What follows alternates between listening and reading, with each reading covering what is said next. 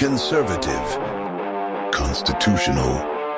It's the Andrew Cooperrider Show, keeping you informed on what's going on right here in Kentucky. And welcome, everybody, to another amazing day right here on the Andrew Cooperrider Show. Hopefully you had an amazing Valentine's Day. I know I did. I still take the wife out. We got something to eat.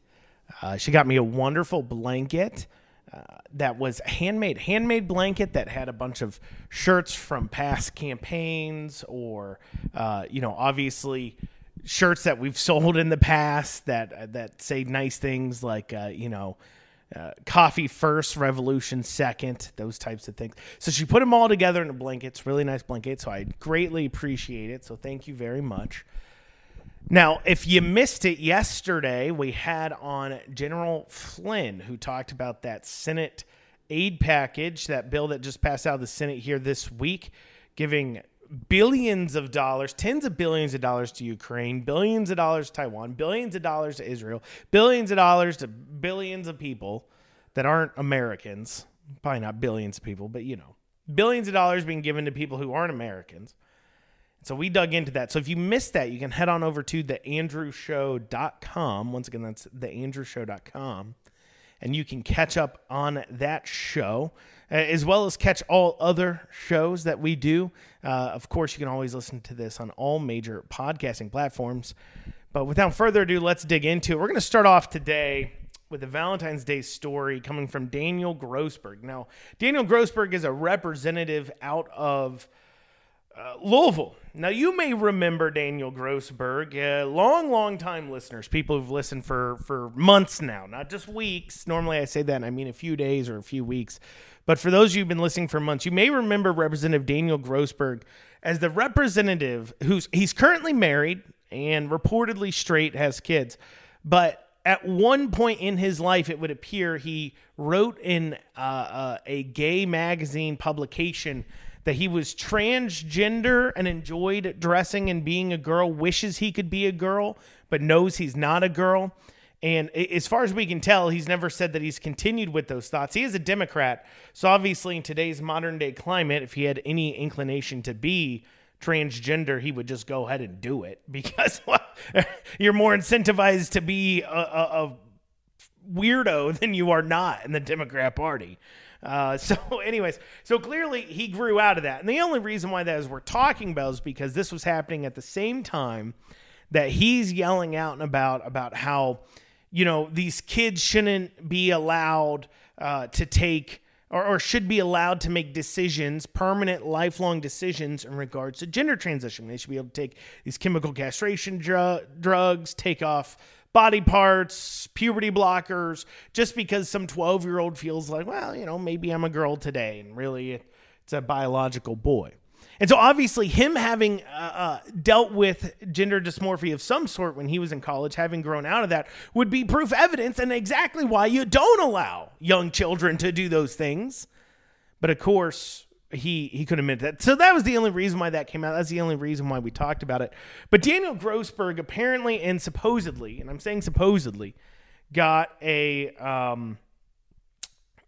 some Valentine's Day from children. So this is according to his Twitter. He said, OMG, exclamation point. I just got back to my office and was surprised by some Valentine's Day cards from youth with Planned Parenthood. So touching. Before I go into these cards, which I have questions, but anyways, before I go into these cards, let's just think about this for a second. First off, youth with Planned Parenthood. Who in their right mind is letting their children near Planned Parenthood? Like, who's like, you know what? I guess they're so against Christianity and Christians that they're like, Christians have youth groups. What do godless liberals have? Well, they send their kids to youth Planned Parenthood camps.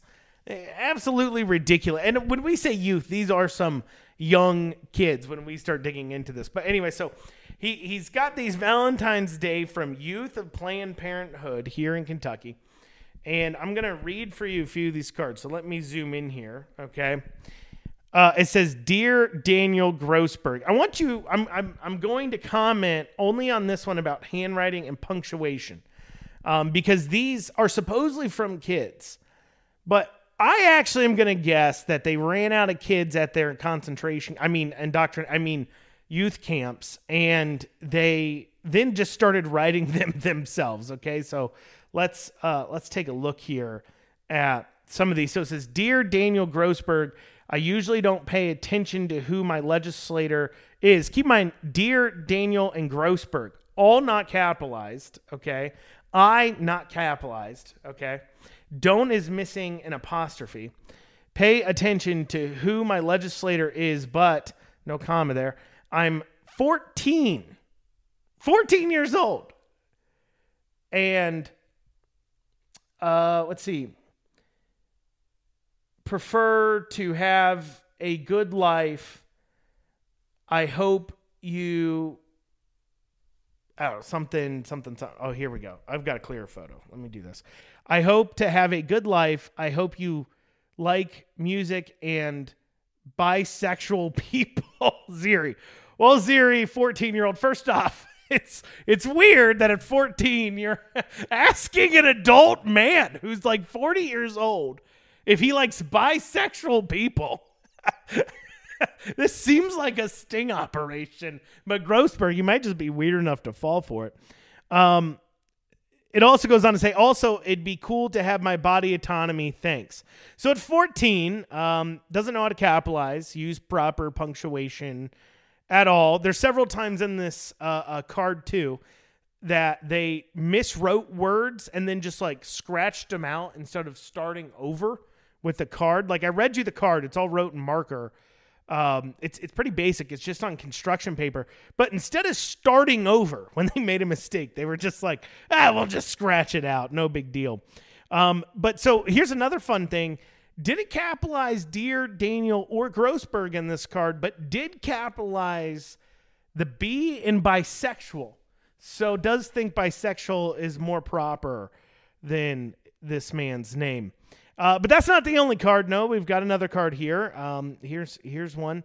"Reproductive freedom is a right. Thanks so much for joining the fight. Love, Teen Council." That has some great handwriting. A lot of artisticness to it. Considering that a 14-year-old looks like it was wrote by putting a dog's crayon in its mouth and then asking it to write a card down. I don't think the kids wrote the other one, to be quite honest. Here's another one. "Dear Daniel Grossberg, I don't," missing apostrophe and "don't," "know you, but your," apostrophe's missing in "your," "my legislator." The R is capitalized in legislator, but literally no other letter is. Only the last letter is. "Apparently, so I hope you like cats," capital C, "and trans people, because I am at least one of those things. And I would like a nice life. Thanks." Okay, guys, full disclosure, I didn't fully read all of these before I went on air. "I hope you like cats and trans people, because I am at least one of those things." Well, guys, Saint Valentine isn't just the patron saint of love and married couples. For those who are unaware, it's also the patron saint of mentally ill people. So that is true. It is the patron saint of mentally ill people. And it would appear this person is, certainly needing the mentally ill part, because they say they are either a cat or trans. "I hope you like cats and trans people, because I am at least one of those things." Cats and trans. So either A, they're trying to make a joke that they're not a cat, but we have a real problem with kids thinking they're cats. So the joke is definitely falling flat. So absolutely out of control cards by mentally ill people. But when we come back, we'll be digging into some pieces of legislation as well. Just thought you might enjoy that initial laugh. You're listening to the Andrew Cooperrider Show, your source for Kentucky politics. And you are back with the Andrew Cooperrider Show, your source for Kentucky politics. Hopefully you enjoyed that last segment, had a nice little laugh in there as we hear about these mentally ill children, but at the same time, they don't know they're mentally ill. For those of you just tuning in that think we're actually laughing at like, well, they're undiagnosed mentally ill. That's what they are. But certainly hilarious that this person is confused on whether they're a cat or trans person. But they are writing Valentine's Day cards to Representative Grossberg, which is nice. That's real nice. But moving now to a more serious topic. John Hodgson, Representative John Hodgson, has filed House Bill 509. House Bill 509. And it's a bill taking an aim at amending would be the nicest word I could use. Eviscerating would be the more accurate word. Our current transparency open records report laws. Now, to be honest, John Hodgson and I, generally, I consider him a friend. We have communicated occasionally. We'll call each other up. He's somebody I can call when I have a question about legislation. I've known him for several years. Certainly, though, most of the time, our conversations are more friendly than necessarily a source of information, though. But I think John, generally speaking, I think he's a good guy. But I think John is extremely warped by his life experiences in putting forward this piece of legislation. And what do I mean by warped by his life experiences? So understand, so John Hodgson, the guy who proposed this, the representative, he worked for Bevin in Bevin's administration in a higher position, like a high up position for the Bevin administration. But he also came from the private sector. He worked for a large corporation, I do believe, and he was also higher up there. And I think there are some frustrations, and this is, as I said, this is the nicest giving of intentions to what he's doing here that I can. He's wrong. He shouldn't be doing this. This is a bad piece of legislation. We'll dig into it here in a bit.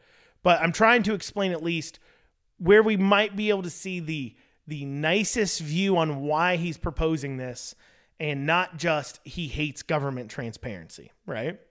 So where he worked for high up in government and in the private sector, I think he sees some of these like open records things as annoyances, as problems. But in private business, one thing you got to keep in mind, private business is not like the public sector to a lot of degrees. And that's exactly why I, as a limited government individual, don't want my government messing around in the private sector. Like, I want to keep them out of it as much as possible because the incentive structure is completely different and government can never begin to understand that, whether it's investing or otherwise. Government should just do the job of government. It doesn't need to worry about creating private sector jobs. It doesn't need to worry about necessarily regulating private industry. It doesn't need to worry literally about involving itself in anything that should be the job of the private sector. Now, what government does do, it should do well and efficiently, and it's the things that government could really only do well and efficiently, which is things like, I don't know, national defense, basic shared utilities like roads, bridges, natural resources, and then like they should literally stop there. Now, I've got to be honest. For those of you who are unaware, a lot of members of my family work for the government in some leadership role or some important role. I have some law enforcement that work for the government in my family. I have some higher up individuals that work in different levels of government in my family. In fact, I think I might be the only, not the only, but I'm actually in the minority of people who haven't worked for per se the government as like a career before, and so in my family. So I when people say, oh, Andrew, you're just saying these things, you have no idea what it's like. No, I know exactly what it's like. I literally know tons of people that work in government, are in government, are family members in government, grew up with people who were working in government. And so with that in mind, there is a few things I learned, though, by talking to those people that really struck me as understanding the difference between public and private sector. And I remember one time, I think I was talking about either a golf course or a pool or something with one of my family members. And I'd mentioned that, well, it may be breaking even now, but if they did X, Y, Z, this place could really start making a profit.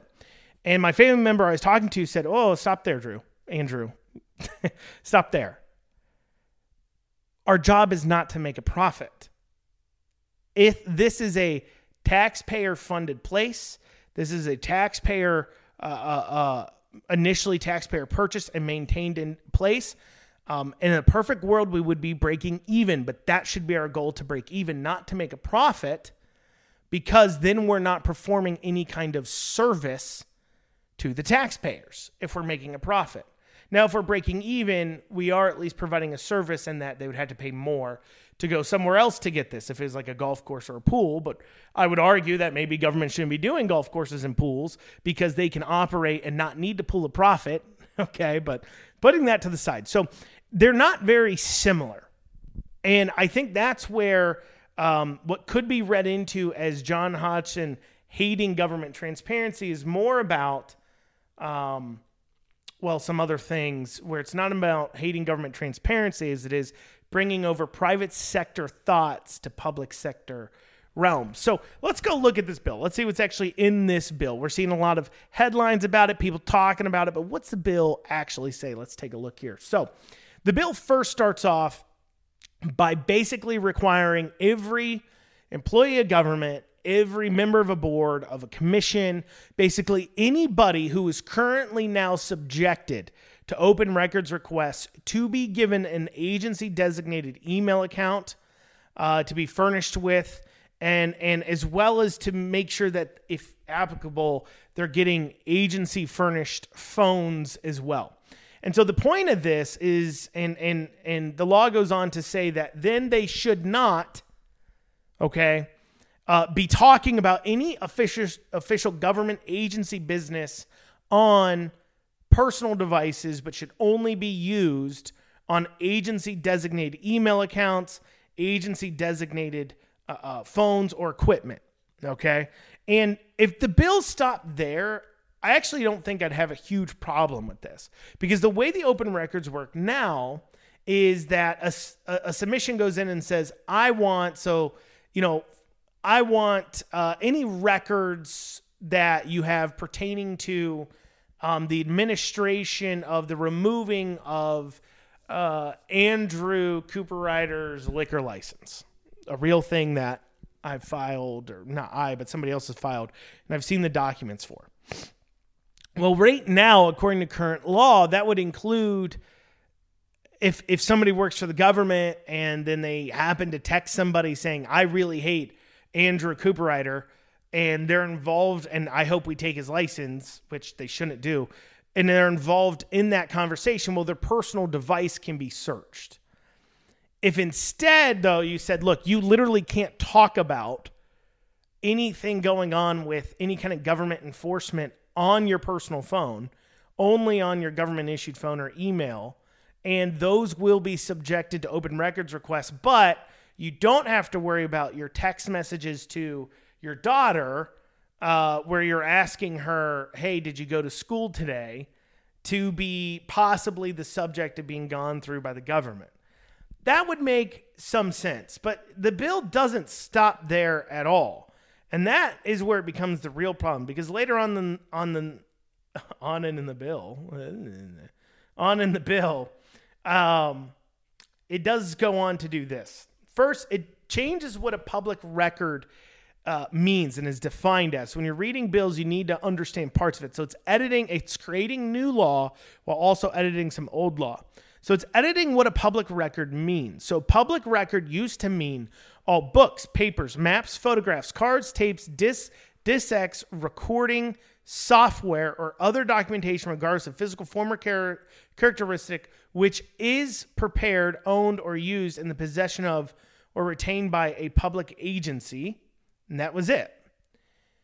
Now it says a public record means a book, paper, map, photograph, card, tape, disc, recording, or electronic data file, or other documentation, regardless of physical form or characteristic, which is prepared, owned, and used in possession of or retained by a public agency, and which documents, this is all new, and which documents records, memorializes, or gives notice to a person outside of the public agency of a transaction or a final action, such as awarding issues or amending contracts, spending agency funds, issuing a fine or penalty, issuing a public declaration or announcement of an event, occurrence, determination, or decision of the public agency.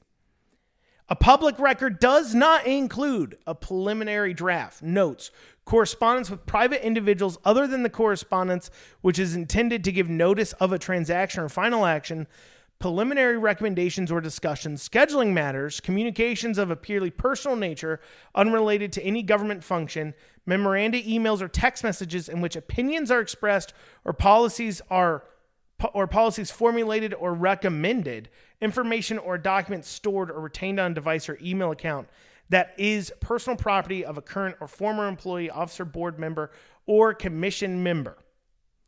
So it's pretty extreme. And it has huge implications.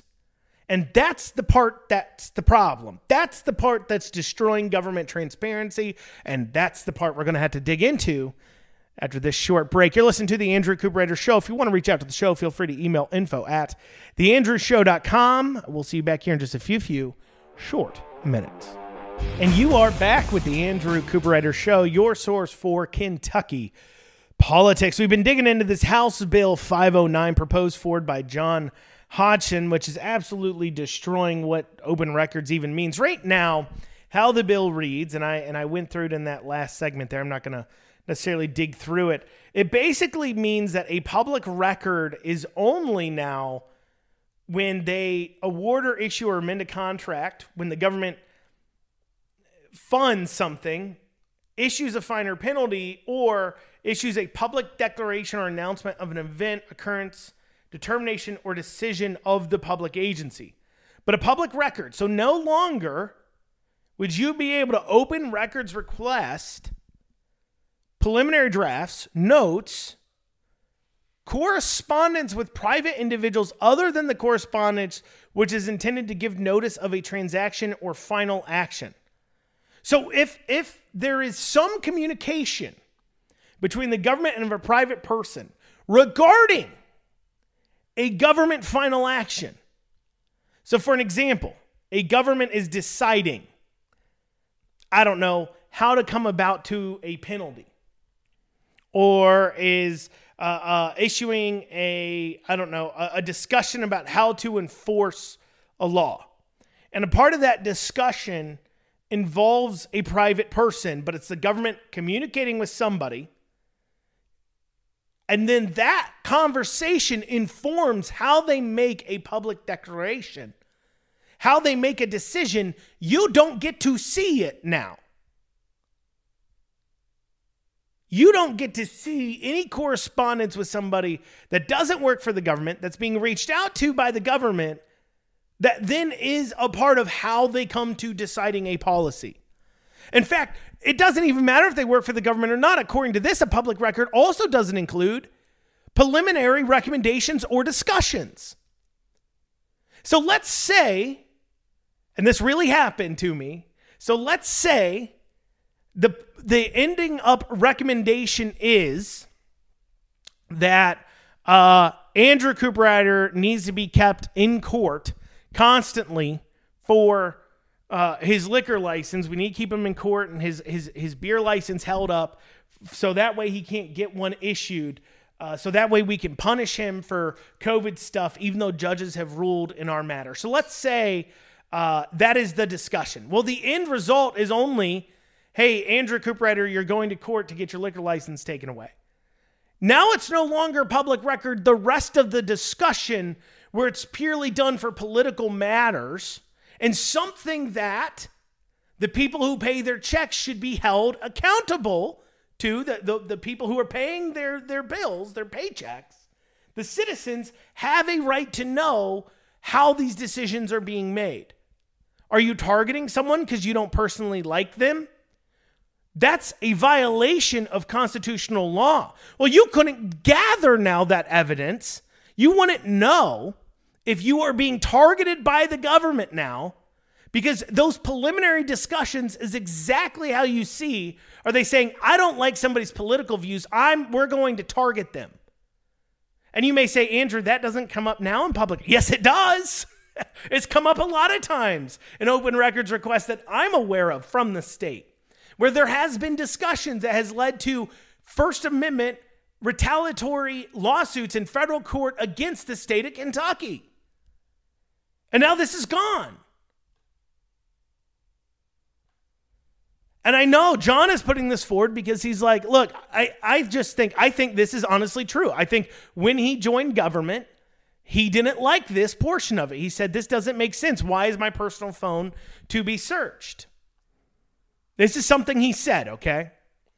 He said, it's really hard. John Hodgson said, it's really hard to get people to come work for state government if you say, hey, will you work for state government for a 50% pay cut? Oh, by the way, everything that you do and say in your personal device may be subject to anybody in the state of Kentucky asking to see it. Now, let me ask all you laymen out there, like me, a question. When's the last time you heard anybody in your life say, well, I was going to go work for the government, but then I found out that my phone could be open to open records requests, so I decided not to? Have you ever heard anybody say that? No. You've also never heard somebody say, yeah, I'll take a 50% pay cut to go work for the government. Why haven't we heard people say that as laymen? Because this isn't about recruiting people to come work for state government that are road workers, that are working in the state unemployment office, that are the rank and file members of government. This is surely for those who are at the top of agencies. That's what he's talking about here. Political appointees. Because why would you take a 50% pay cut unless you're doing it because you've already made your money? This is a very high-end position. It's a resume builder. It's a politically appointed position. It's to help out the government, the party, the future, blah, blah, blah. Like, you are a political person if you're doing that. You are. And so the reason why we laymen have never heard anybody say that is because that's not a real concern of normal people working for government. That's a concern of those who are in there for political reasons. And I'm sorry, John Hodgson, but those who are spending our tax dollars that are only there for political reasons are the ones that should be most subjected to transparency laws. Those are the ones we should be most worried about holding accountable. Now, in defense of this, John said a few things. John Hodgson, Representative Hodgson, has said that that every single person in government is all in favor of this. You know, the governor and the treasurer and the attorney general and the ag commissioner, they're all in favor of it, so it's a good bill. Well, of course they're in favor of it, John. What, I have to do less work and be less accountable to the public? No, I'm going to be against that. Come on. And they don't get the brunt of it. Do you think, as everybody's online talking about this, that they're blaming Beshear for this bill? No. They're blaming the sponsor, which leads me to wonder why you would even ever sponsor this. Like, even if you thought this bill is really necessary, there is a lot of representatives on their way out. Why not get one of them to do it? But instead, you decide this is so important to me, I want to take the slings and arrows over this one? What are you doing? What are you doing? Now, John goes on. He was quoted as saying something else. And like I said, John's a friend. He may not want to be my friend after this, but to me, he's still a friend. But this one, bud, John, Representative Hodgson, you gotta, come on. So he said, quote here, I don't believe anything that's disclosable today would not be disclosable tomorrow under this bill. That is something he said. He said that this bill that is changing our transparency laws or open records request laws says that, no, this doesn't actually change anything. Every document will be available today or tomorrow as there is today. You don't need to worry about it. So first, I thought it was the Democrats who played these weird, stupid inside-outside games of, oh, the bill isn't necessary. We don't do this now. You're not outlawing anything, but at the same time, the bill's really bad. We've heard Democrats do this. I guess this is a kind of weird Republican version of, no. This bill doesn't block any documents from being available that are currently available, but also we need this bill to block documents from being available that are currently available. Like, it literally changes the definition of what documents are available, and it changes which documents and types of documents are open to open records requests. So if those documents aren't available to us now, John, you wouldn't need to change the law. Come on.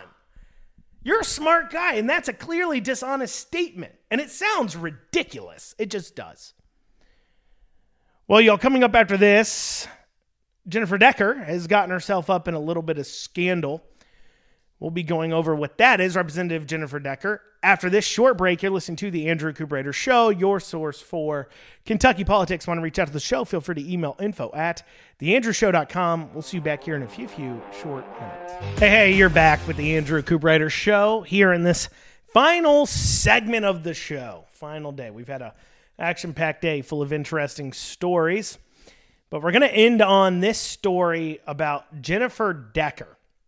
So recently, Representative Decker, who's proposing a bill in the state house that would end these diversity, equity, and inclusion, these DEI departments in our colleges and universities. Now, if you don't know what DEI is, it's just this idea that you should treat people differently based upon the color of their skin. That's literally what it does. Now, generally speaking, the kind of minority action groups like the NAACP are generally for these types of things, because what it says is, for an example, DEI in action is, white people have to have a 4.0 GPA to get in the school, but a black person only has to have a 3.0 GPA to get in the school because we want more black people in the school. That's the way it's actually like metastasized in colleges and universities, and that's obviously racist. Not only is it racist to the white people, but it's also like a bigotry, low expectations for black people, saying you can't be held to the same standard as a white person.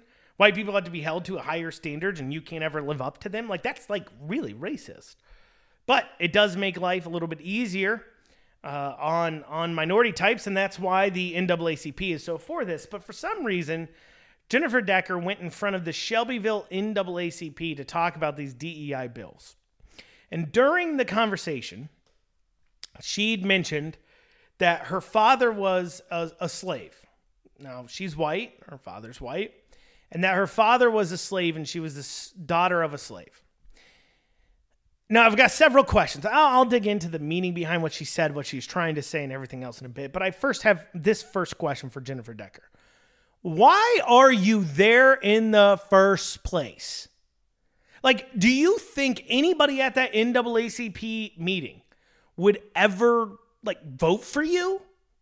In fact, since 1992, according to Open Secrets, there has not been one instance that they have found of a person who listed the NAACP as a place of employment giving one dime to a Republican in a federal election. One dime. And so basically, not once has anybody who's worked for the NAACP given one penny to a Republican. They've given thousands to Democrats, but they've not given one penny to a Republican in 30 years. And yet she decides, as a Republican pushing something they're obviously against, to show up at their meeting thinking, oh, this is going to go great. Like that, if there's anything Jennifer Decker did here that was wrong, it's that. It's that. Because we also have closed elections, so there's nothing to gain here. There is no value in being accountable. I get it. There's value to being accountable to your voter, but these people aren't your voters. They're a very fringe minority, because they never vote for you and they never give you money. So they're not the reason why you're getting elected. You need to represent, you were elected by the people in your district. You need to represent the wishes of those who elected you.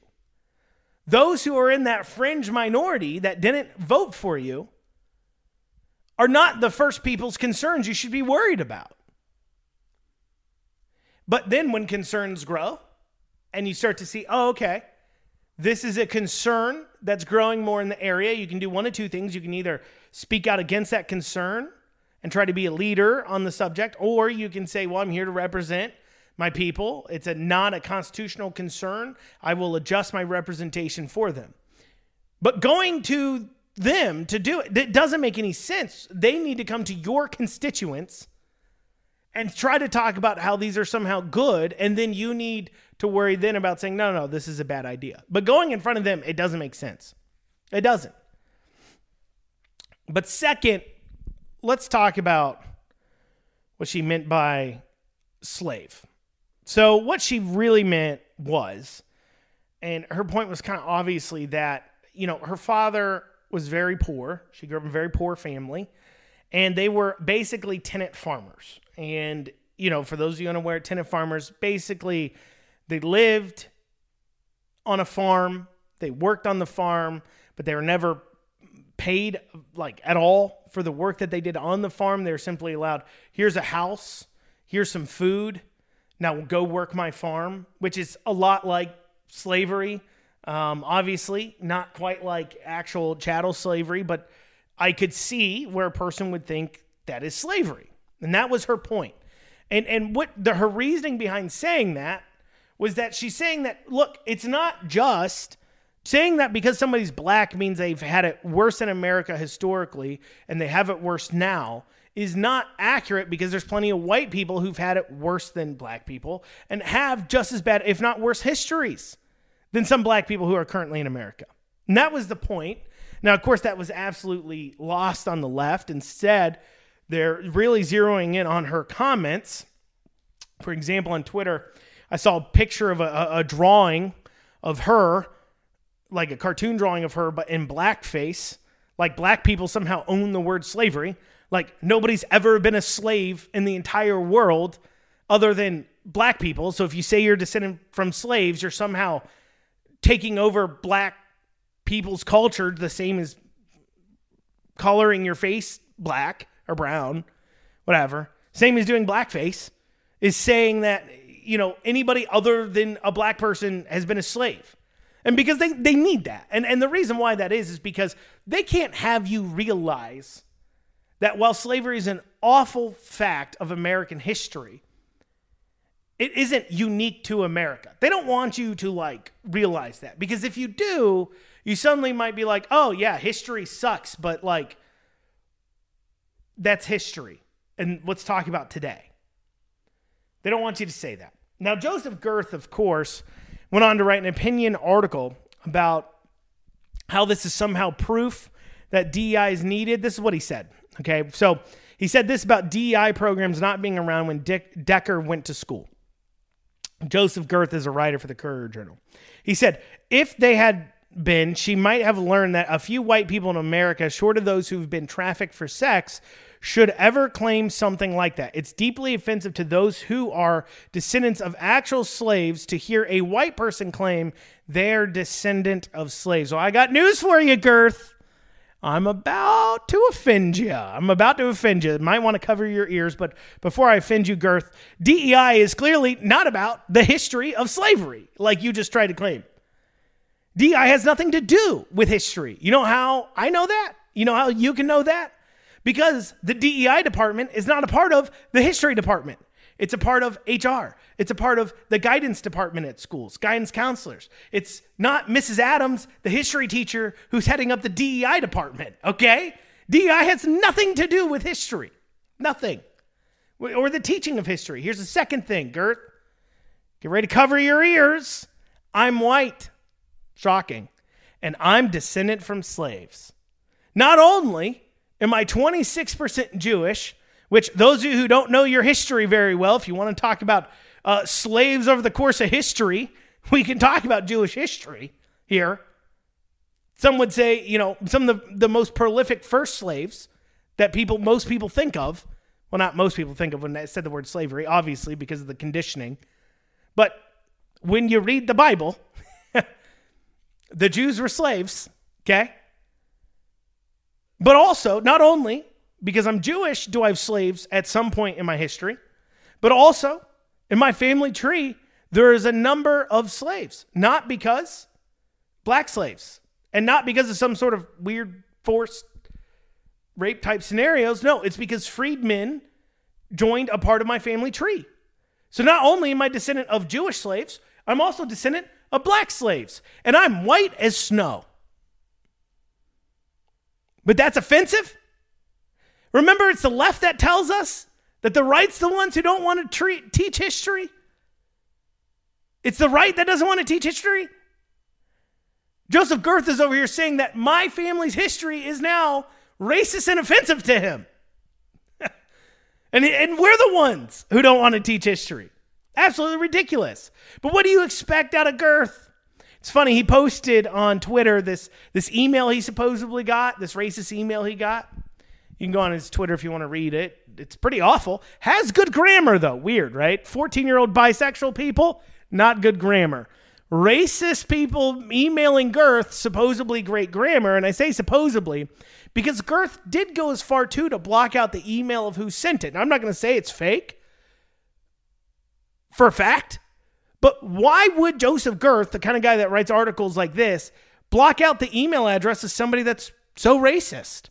Unless, of course, he doesn't want you realizing that it was a hoax. That's a possible reason why. That is a possible reason why, and I want to put it past him. Well, y'all, that's what we have time for today on the Andrew Cooperrider Show. Thank you all so much for joining me. We'll see you back here tomorrow for the last episode of the week. Have a great rest of your day.